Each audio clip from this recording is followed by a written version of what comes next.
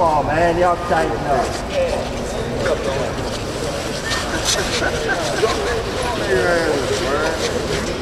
Tighten them up a little bit. We're all friends here.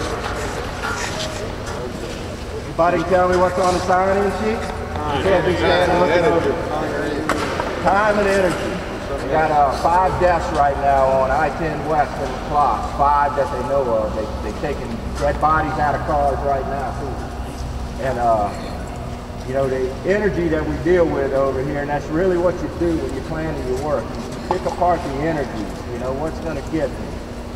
The motion, the electrical energy, biological hazards, gravity. If you got enough time, you can get away from the energy in a lot of cases, but we don't have any way to figure out that formula for you being under something and being able to run as soon as it starts to fall because we had a failure. So we default to not being there because we can't allot enough time in some cases to get away from the energy, so we stay away from the energy so we don't have to try and get away from it. Keep that in mind because probably 5 deaths, and what happened was it sounds like somebody was going the wrong way down the interstate. Now how in the world that happened, you know, I guess we'll find out at some point, but we drive every day and how close you are to somebody is going to determine whether or not you make impact with them. And certainly when you're doing 75 on the interstate, your chances increases greatly. So that's how you need to approach your work. And it's real simple, and most of us approach our driving pretty cautiously and understand that probably we're surrounded by a bunch of people that aren't paying any attention at all. We have an advantage here that we're surrounded by, we assume most everybody's paying attention to what we're doing. It's the issues when somebody is not that we need to have a conversation with them, right?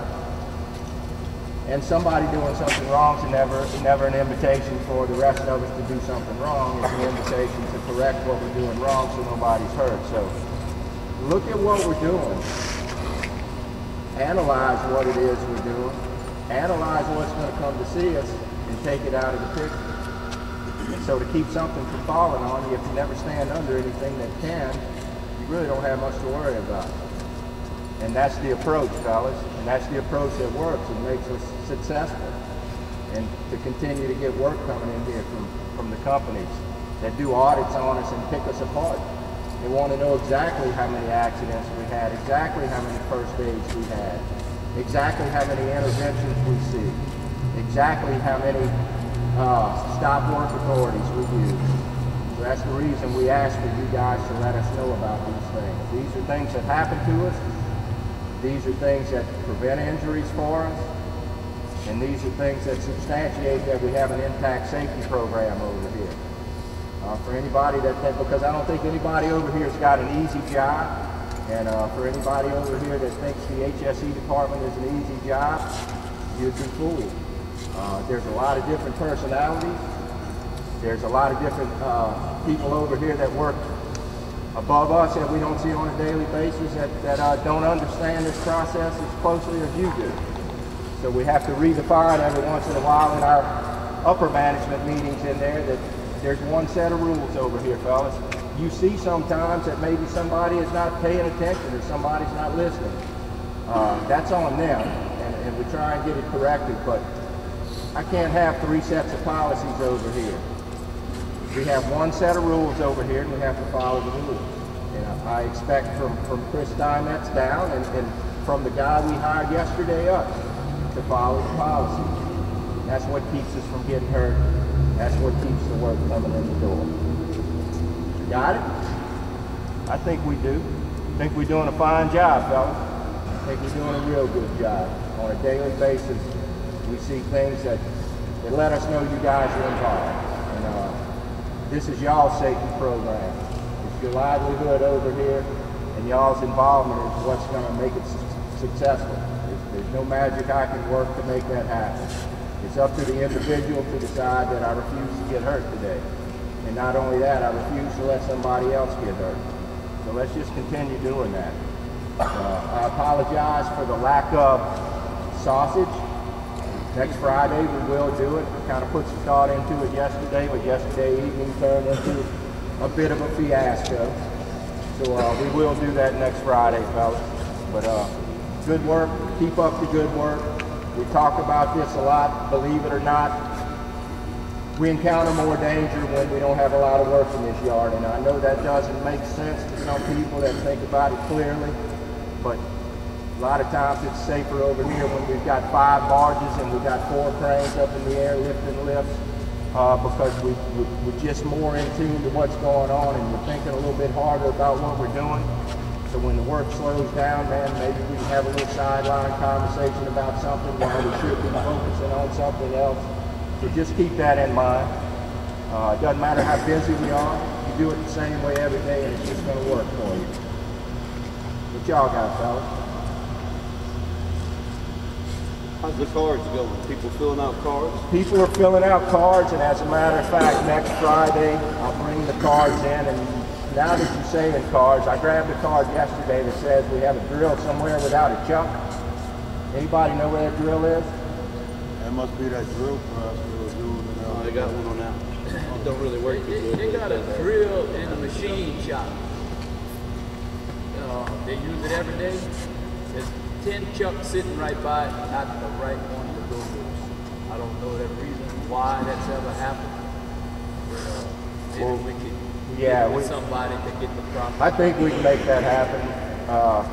So if it's the one in there, we'll go look at it and see what we need to do and get the right chuck. And, you know, it seems like something relatively simple, but, you know, we always talk about having the right tool to do the job.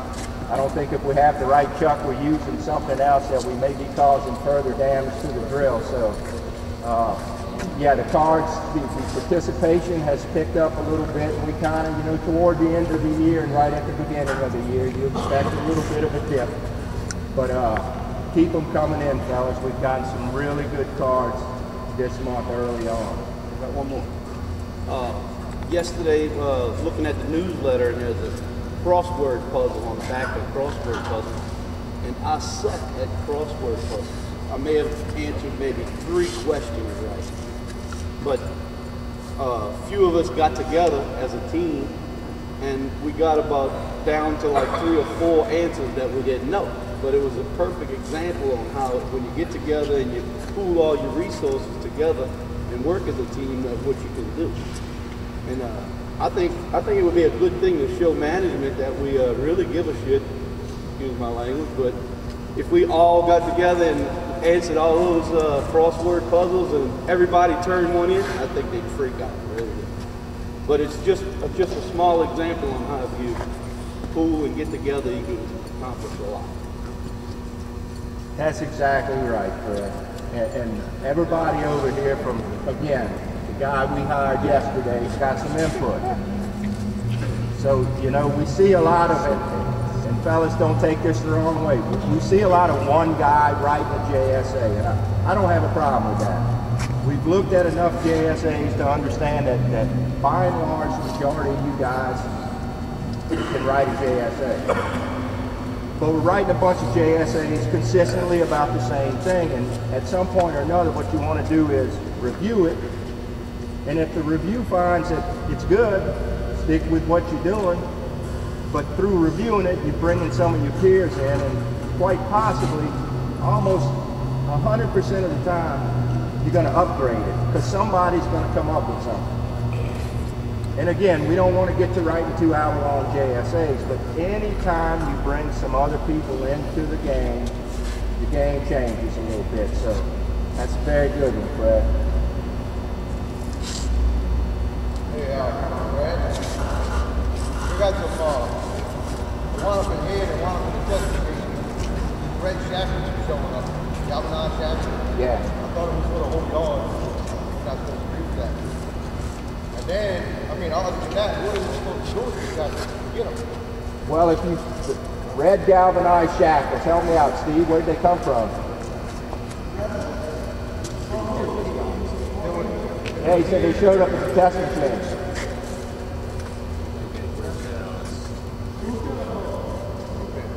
Okay.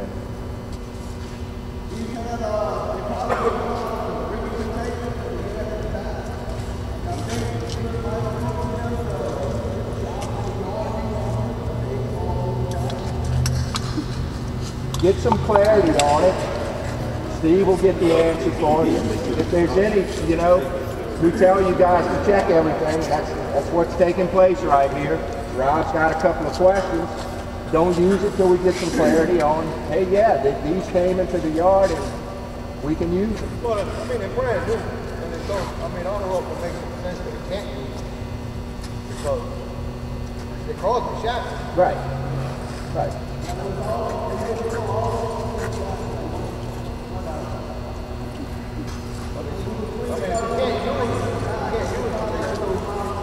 Right, they're making the rounds. So we need to find out that we can, or we can't. If we can't, let's get them. I mean, it would be nice to keep that shot that way. That will come get off. I don't think they'd do that, Rob. I think you're mistaken.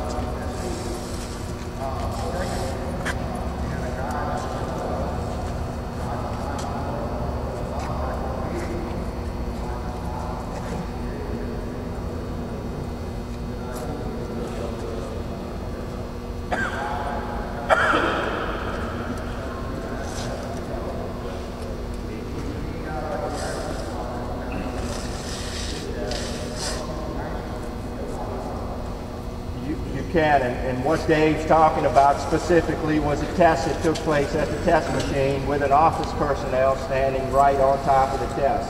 And he did. After it was all said and done, initially I think he wanted to defend his actions, and the way he defended it to me was John told me to do this. And that doesn't fly with me, because John isn't going to tell you to stick your head in a test. He saw the evil of his ways. We were testing the shearing tool. The following day, we tested the shearing tool again, and the tip broke off. That tip would have gone through it, you know. So understanding that you made a mistake and correcting it here is a good thing. He could have been laying in a hospital bed going, man, did I ever screw up? So the thing that gets me, and that's the reason, man, that was part of my whole starting out about one set of rules. I'm not going to walk away from somebody because they're a manager over here.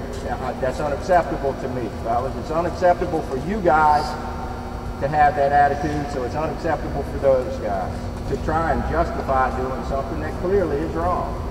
And I just wanted to say that without saying who it was, and let you guys know that I went into the managers meeting on Wednesday and gave them a little bit of hell about it.